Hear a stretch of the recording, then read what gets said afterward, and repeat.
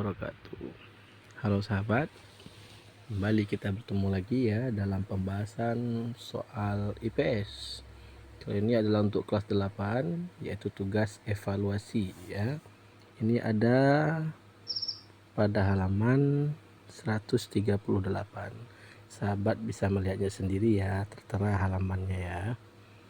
Oke, kita masuk ke soal pilihan ganda atau disebut juga soal A ya. Soal pertama atau nomor 1. Cuaca dan iklim sangat berpengaruh terhadap kehidupan manusia. Iklim di Indonesia merupakan iklim tropis sehingga menyebabkan terjadinya dua musim, yaitu kemarau dan penghujan. Setiap awal Oktober hingga bulan April, Indonesia mengalami musim penghujan. Dampak dari musim penghujan bagi kehidupan manusia adalah, oke ya, ini dampaknya ya. Bisa saja dampak negatif, bisa saja dampak positif ya. Kita lihat dari dari 4 pilihan gandanya ini, kita akan lihat cenderung mana dia, negatif atau positif yang lebih banyak ya. A. Peningkatan volume air sehingga kuantitas air menurun. B. Peningkatan curah hujan sehingga menyebabkan kualitas sumber air menurun. C. Peningkatan suhu yang menyebabkan tenggelamnya pulau-pulau kecil. D. Peningkatan kewaspadaan Indonesia dalam menghadapi bencana banjir. Kira-kira mana yang cocok nih sahabat ya? Kalau untuk 4 option ini yang memang secara keseluruhan dan umum, itu jawabannya yang tepat ketika hujan terus menerus ya, dan naik debit air kita ini atau volume air naik ya, akan meningkatkan kewaspadaan manusia dalam menghadapi bencana banjir ya. Kalau peningkatan volume air, kuantitas air menurun, kuantitas ya, berarti seharusnya dengan volume air yang meningkat tentu banyak air jadinya ya, bukan malah menurun dia ya. Kalau yang B, peningkatan curah hujan sehingga menyebabkan kualitas sumber air menurun. Kualitas sumber air, sementara dengan adanya curah hujan, air akan lebih banyak ya. Memang sih kalau air sungai kalau kena hujan dia akan keruh ya. Kalau yang C, peningkatan suhu yang menyebabkan tenggelamnya pulau-pulau kecil. Oke ya, jadi jawaban dari evaluasi pilihan ganda ini yang nomor 1 lebih tepatnya ke D ya, peningkatan kewaspadaan manusia dalam menghadapi bencana banjir. Oke. Kemudian soal nomor 2.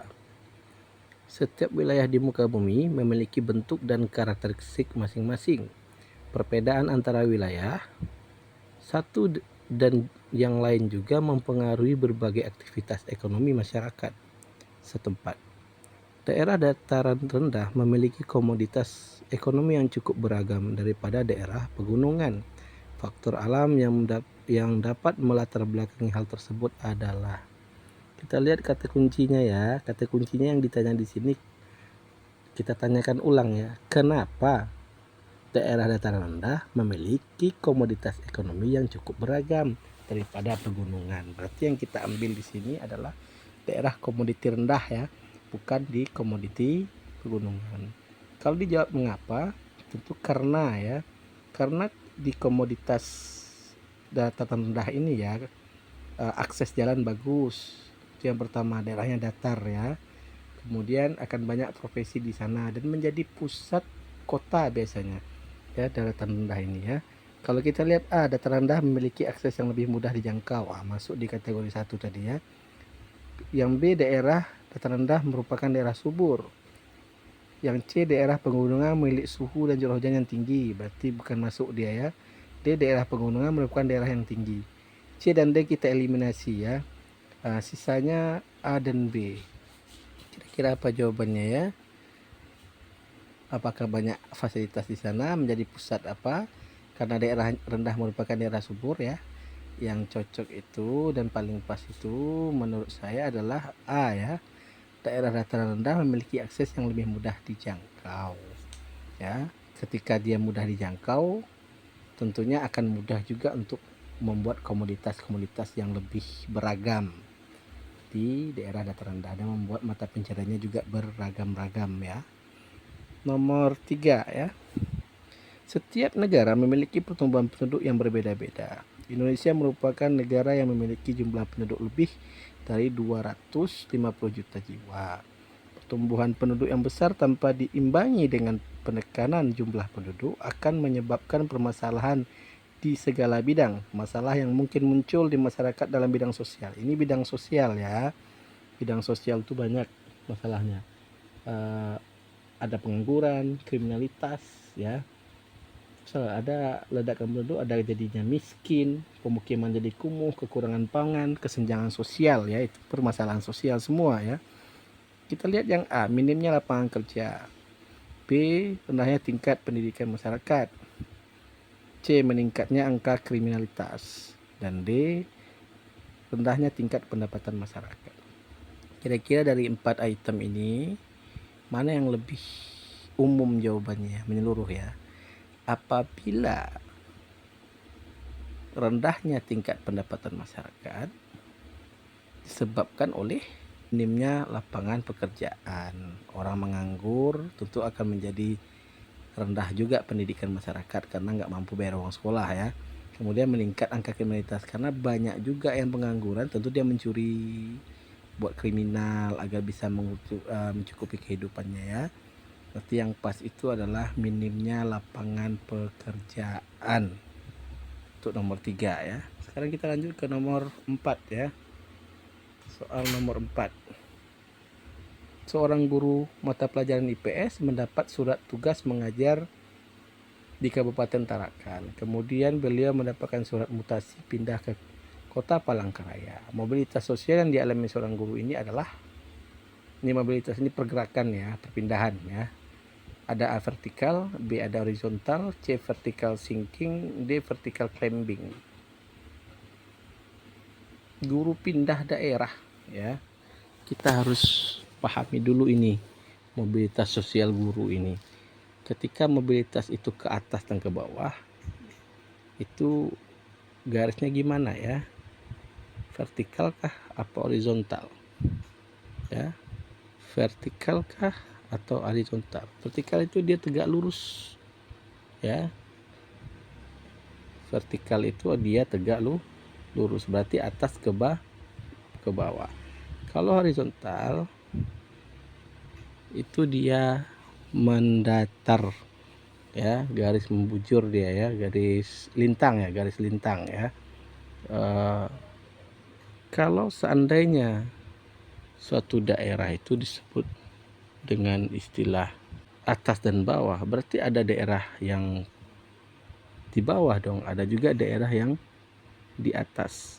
Kira-kira apakah ada penurunan dari strata sosial seorang guru tersebut ketika dipindahkan ke tempat yang lain, padahal statusnya masih guru ya?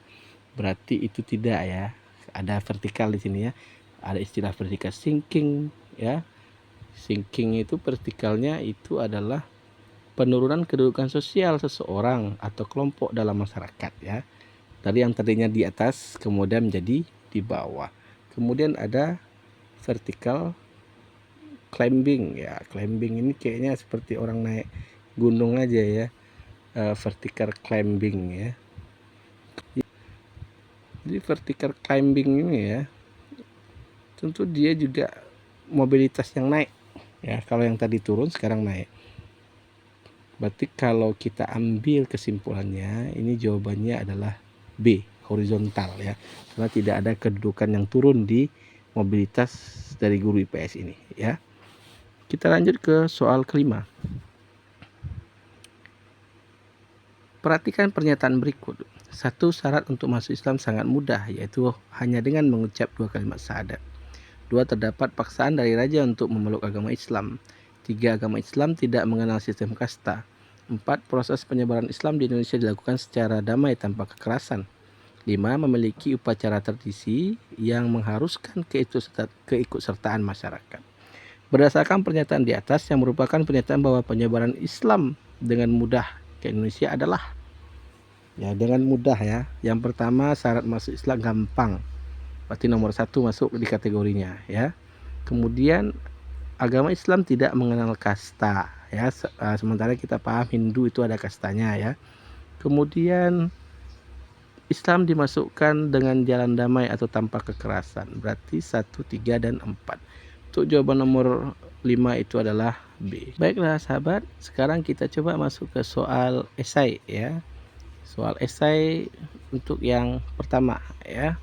Ini soal yang harus kita jelaskan dan kita uraikan ya. Kita harus uraikan dengan sangat baik. Kira-kira sahabat bisa menguraikannya atau tidak ya. Untuk soal pertama ya, kegiatan ekonomi yang dilakukan oleh masyarakat sangat beragam untuk memenuhi kebutuhan hidupnya, yaitu produksi, konsumsi, dan distribusi. Jelaskan kegiatan ekonomi yang ada di sekitar lingkungan tempat tinggalmu. Kemudian berikan contohnya dari masing-masing kegiatan ekonomi. Oke. Apa yang harus kita lihat dan harus kita jelaskan ya? Ada produksi, konsumsi, dan distribusi. Ini contohnya di tempat masing-masing ya sahabat ya. Kalau sahabat itu tempatnya banyak yang bertani, maka buatlah penjelasannya mengenai lingkungan pertanian. Kalau daerahnya itu banyak yang berdagang, maka buatlah itu kegiatannya itu berdagang ya. Oke, kalau di tempat saya ini banyak yang berdagang karena kami di kota ya. Di kota itu banyak juga dia yang berdagang. Untuk apa? Kalau daerah pabrik juga banyak di daerah-daerah pabrik ya. Kita contoh di daerah perkotaan. Masalah produksi ya. Di sini kami mencontohkan ya sahabat ya. Ada tempat produksi mie ya, bukan mie instan ya, tapi mie basah. Kami menyebutnya mie basah. Mie yang biasanya digunakan untuk lontong, untuk bakso, mie ayam, dan lain-lain. Ini ada sebuah pabrik ya, dimana pabrik itu adalah kegiatan untuk mengolah bahan mentah menjadi barang jadi ya. Mie itu berasal dari tepung terigu dicampur dengan telur dan air. Itu bahan umumnya saja ya. Kemudian dibuatlah oleh pabrik ini ya, diproduksi oleh pabrik. Setelah di bahan mentah tepung terigu tadi dicampur, kemudian dibuatlah menjadi mie. Mie ini adalah hasil dari produksi atau produknya ya. Kemudian mie ini bisa dikonsumsi secara mandiri atau masak sendiri, dan banyak yang tukang bakso yang juga mengkonsumsi mie ini untuk konsumennya ya. Kemudian bagaimana caranya produksi ini berjalan ke konsumen agar bisa dikonsumsi? Maka ada yang namanya distribusi. Jadi setelah mie dari pabrik dibuat, maka ada agen dia namanya ya, atau distributor ini mengambil mie tersebut, kemudian menjualkannya ke para pedagang-pedagang kecil di pasar, diantar ke pasar. Itu kegiatan distribusi ya, penyaluran ya, disalurkan dulu ke pedagang-pedagang kecil. Kemudian dari pedagang maka disalurkan lagi ke konsumen. Dari konsumen banyak konsumen mandiri, konsumen pedagang juga yang seorang tukang bakso, yang dia memang jualan mie ayam, jualan mie goreng segala macamnya malam hari. Maka itu dimasak lagi, menjadilah sebuah produk lagi yang bisa dikonsumsi. Itu penjelasannya dari kegiatan ekonomi ini ya sahabat ya. Oke, kita masuk ke soal kedua ya sahabat ya. Di soal kedua ini akan ada sedikit hitung-hitungan ya. Kota A merupakan salah satu kota yang memiliki penduduk padat. Jumlah penduduk lahir adalah 560 dan jumlah penduduk mati adalah 330. Sedangkan jumlah penduduk yang bekerja di luar negeri berjumlah 68 dan jumlah penduduk yang kembali dari luar negeri sebanyak 147. Hitunglah pertumbuhan penduduk kota A di tahun ini. Oke. Untuk menghitung jumlah penduduk A ini pertumbuhannya, maka kita harus menggunakan rumus ya. Di sini ada diketahui dulu L ya. L ini adalah, kita lihat di soal kembali ya. L adalah jumlah penduduk yang lahir ya. Yang M adalah jumlah penduduk yang meninggal atau mati. I ini adalah imigrasi. Imigrasi itu berarti penduduk yang masuk ya. Sedangkan emigrasi adalah penduduk yang keluar atau bekerja di luar. Yang ditanya PT pada kota A. Kita masukkan di rumusnya. PT sama dengan buka kurung L dikurang M, berarti tutup kurung lagi tambah buka kurung I dikurang E tutup kurung ya, sama dengan kita masukkan dari rumus L berarti 560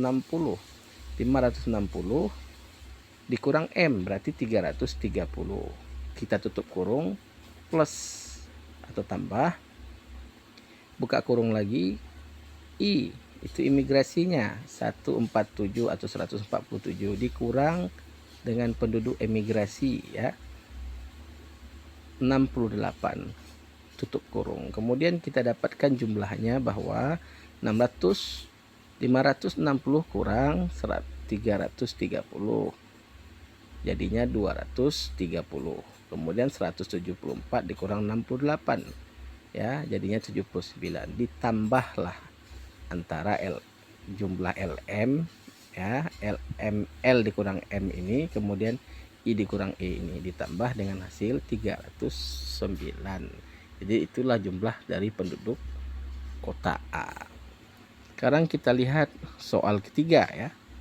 Sahabat, jelaskan bentuk-bentuk mobilitas sosial yang terjadi di masyarakat lingkungan tempat tinggal. Memberikan contoh masing-masing bentuk mobilitas sosial. Oke, kita sudah mencoba tadi membahas apa itu mobilitas sosial ya. Mobilitas sosial itu adalah pergerakan dari penduduk ya, atau pergeseran atau pertukaran, itu masuk ke mobilitas sosial. Apa model-model mobilitas ini? Mobilitas sosial ini ada beberapa model atau beberapa contohnya ya. Tadi di soal awal juga sudah ada tuh model mobilitas ya. Kita akan lihat apa saja sih. Kita harus jelaskan ini salah satunya, berikan contoh tapi di lingkungan tempat tinggal kita ya. Ini contoh berarti di tempat tinggal kalian juga. Saya memberikan contoh di tempat tinggal saya juga ya sahabat ya.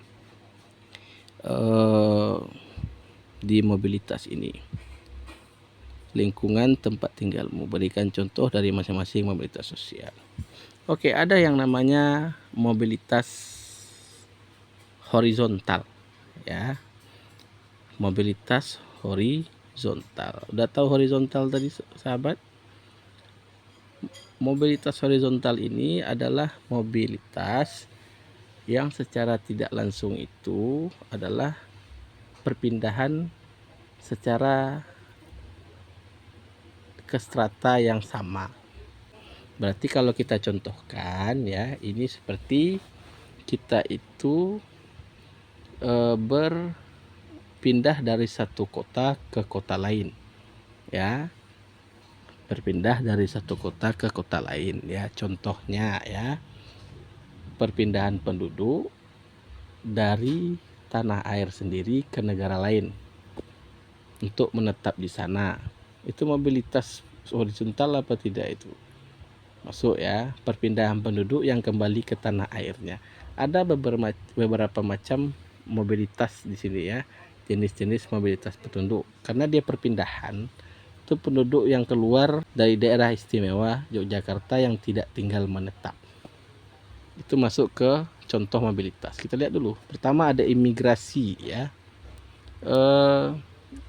Imigrasi ini adalah perpindahan penduduk ke negara lain, ke negara tertentu yang menetap. Jadi misalnya Ani adalah seorang warga negara Indonesia, kemudian dia pindah ke Thailand misalnya ya, dan menetap di sana, itu disebut imigrasi.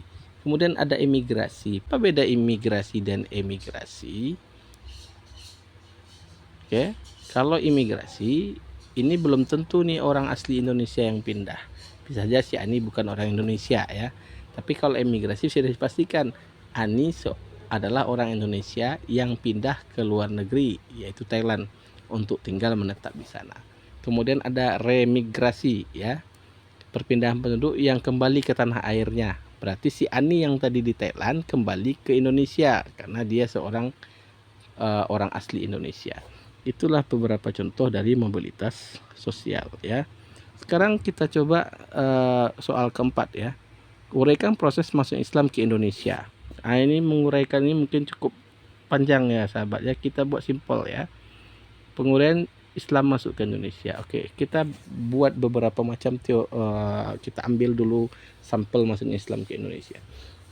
Islam masuk ke Indonesia itu ada banyak sekali pendapatnya ya. Ada yang menyatakan abad 9, ada yang menyatakan abad 12, ada yang menyatakan abad 18 ya. Itu semua punya buktinya. Itu semua ada ahlinya masing-masing. Sekarang kita uraikan dulu secara umum saja ya. Yang pertama, Islam masuk melalui jalur perkawinan ya. Ketika datanglah saudagar-saudagar Islam dari Arab, dari Persia, dari Gujarat datang ke Indonesia untuk berdagang sembari berdakwah ya. Hal yang paling gampang untuk membuat orang itu berubah agama adalah perkawinan. Jadi dari sosialisasi perkawinan dinikahinya lah oleh pedagang ini kan kaya-kaya nih. Dinikahilah seorang gadis dari keturunan bangsawan di Indonesia. Maka otomatis si gadis menjadi mu'alaf atau menjadi orang Islam. Dan dan para pedagang juga berusaha, pendakwah ini juga berusaha mengislamkan raja-raja di Indonesia. Setelah raja Islam tentu rakyatnya juga akan menjadi Islam. Itu proses pertama. Kemudian membentuk akulturasi ya. Medianya akulturasi. Akulturasi itu percampuran dua kebudayaan menjadi satu tanpa menghilangkan kebudayaan asal ya. Jadi ada beberapa cara yang dimasukkan oleh para pendakwah Islam pada waktu itu adalah berakulturasi. Apa sih kebiasaan orang Indonesia? Orang Indonesia suka berkumpul, suka nonton wayang, maka ada istilahnya mediasi dakwah melalui wayang. Pertunjukannya diubah ceritanya menjadi cerita Islam. Itu salah satu proses masuknya agama Islam ke Indonesia ya. Kemudian dalam media yang lain ya, masuk melalui media pendidikan ya. Setelah masuknya orang Islam ke Indonesia, maka pendidikan Indonesia juga berubah ya. Ada liko, semacam langgar, ada padepokan istilahnya, ada yang dibuat semacam pesantren ya. Jadi itu adalah proses dari masuknya Islam ke Indonesia secara singkat ya sahabat ya.